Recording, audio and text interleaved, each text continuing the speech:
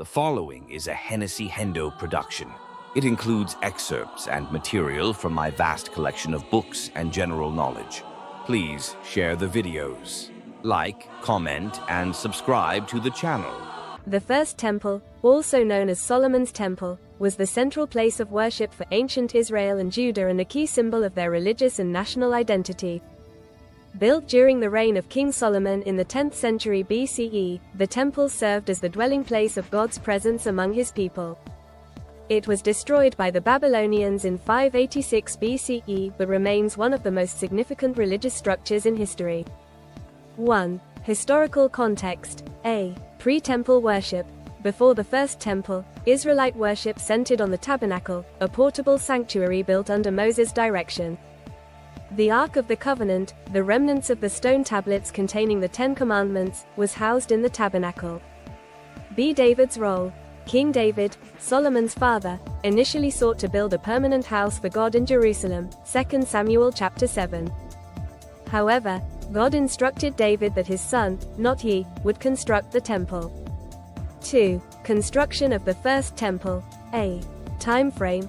The temple was constructed over 7 years during Solomon's reign, around 960 to 950 BCE, 1 Kings chapter 6 verses 37 to 38. B. Location. The temple was built on Mount Moriah in Jerusalem, traditionally associated with the binding of Isaac, Genesis chapter 22 verse 2.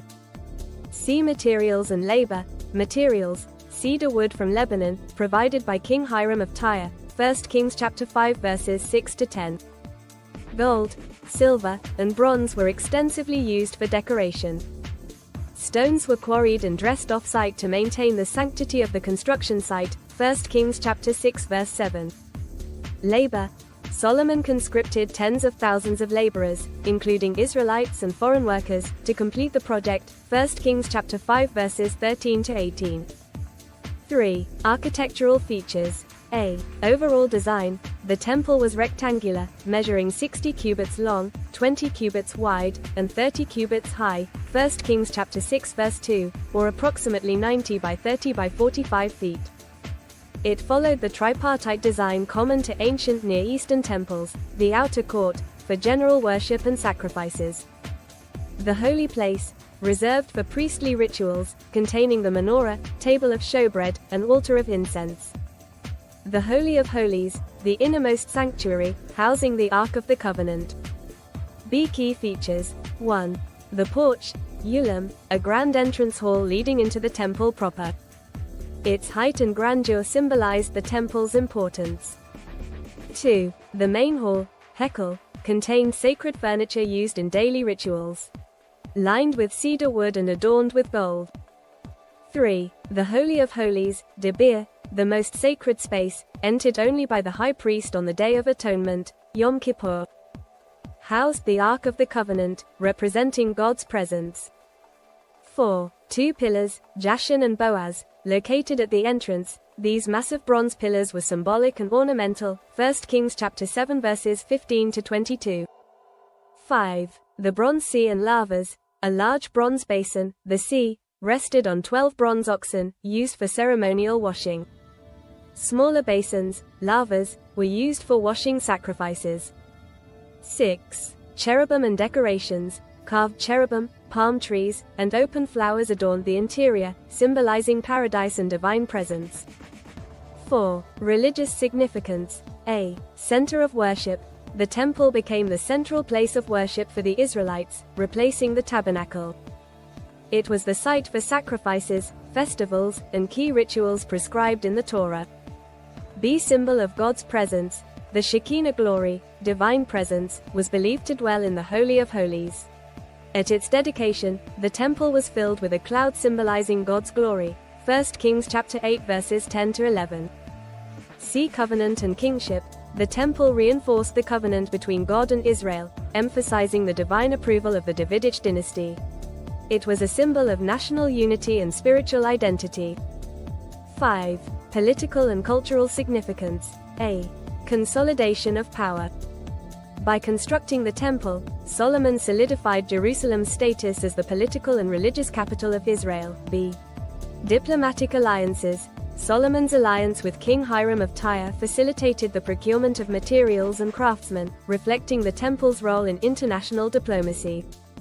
See influence on later architecture. The first temple's design influenced the construction of later Jewish temples, including the Second Temple, and inspired other religious architectures in the ancient Near East. 6. Decline and destruction. A. Gradual corruption. Over time, the temple was misused, and idolatry infiltrated its worship. 2 Kings chapter 21 verses 4-7, Ezekiel chapter 8 verse 5-18. Kings like Manasseh and Ahaz introduced pagan practices, desecrating the sacred space. B. Babylonian conquest. In 586 BCE, the Babylonian king Nebuchadnezzar II destroyed the temple during the conquest of Jerusalem. 2 Kings chapter 25 verses 8-9. The Ark of the Covenant and many temple treasures were lost or taken to Babylon. 7. Legacy of the First Temple. A. Religious significance. The First Temple remains a central symbol in Jewish theology and identity. Its destruction marked a turning point, leading to the Babylonian exile and reshaping Jewish worship into a more synagogue-centered tradition.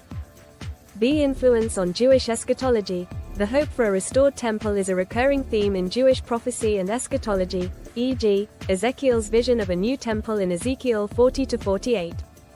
See archaeological importance. The exact location of the first temple is debated, but it is traditionally believed to have been on the Temple Mount in Jerusalem.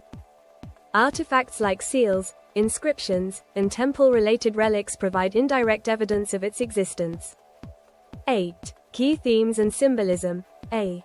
Divine presence. The temple symbolized God's covenantal presence among his people and his sovereignty over Israel. B. Holiness. The gradation of sacred spaces within the temple reflected the concept of increasing holiness, culminating in the Holy of Holies. C. Unity. The temple unified the Israelite tribes under a central place of worship, reinforcing their collective identity. Conclusion.